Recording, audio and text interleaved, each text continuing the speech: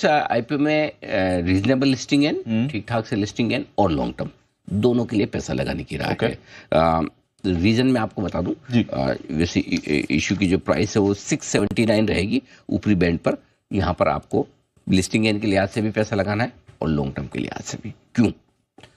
Experience promoters हैं, इस business में लंबे समय से हैं और बिजनेस अच्छे से जानते हैं समझते हैं। और दूसरा है कि कंपनी जो सीडीएमओ बिजनेस है, फार्मा कंपनी को जो सप्लाई करने का काम करती है अपने प्रोडक्ट्स, इसमें ये लीडिंग प्लेयर है और मार्केट लीडर है और इनका मार्केट शेयर बहुत ज़बरदस्त है अपने पर्टिकुलर प्रोडक्ट्स में।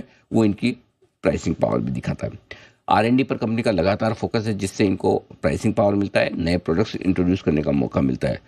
एक और बहुत अच्छी बात इस कंपनी के बारे में कि पूरा का पूरा बिजनेस अभी तक इनका जो आ रहा है वो सिर्फ घरेलू बाजारों से आ रहा है। तो वो यूएस FDA का डंडा और रिस्क इनके है ही नहीं। अभी तक ये अमेरिका में बिल्कुल एक्सपोर्ट नहीं करते हैं, जीरो। यूरोप में अब शुरू कर रहे हैं, ठीक है। तो यूरोप भी रेगुलेटेड तो है लेकिन उतना नहीं जितना अमेरिका का ज़्यादा इशू होता है। सो ओवरऑल अच्छी बात यह है कि घरेलू बाजारों में लीडरशिप है। लगभग सारी घरेलू कंपनियां इनके, बड़ी कंपनियां इनके क्लाइंट है।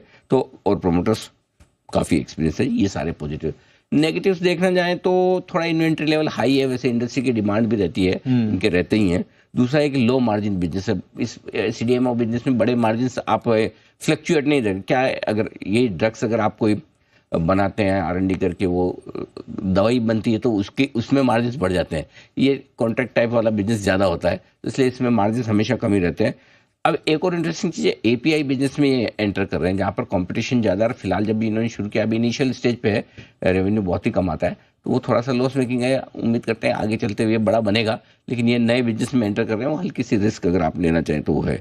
पॉजिटिव में एक चीज़ मैं बताना भूल गया, वैल्यूएशन से इन्होंने ठीक रखे हैं।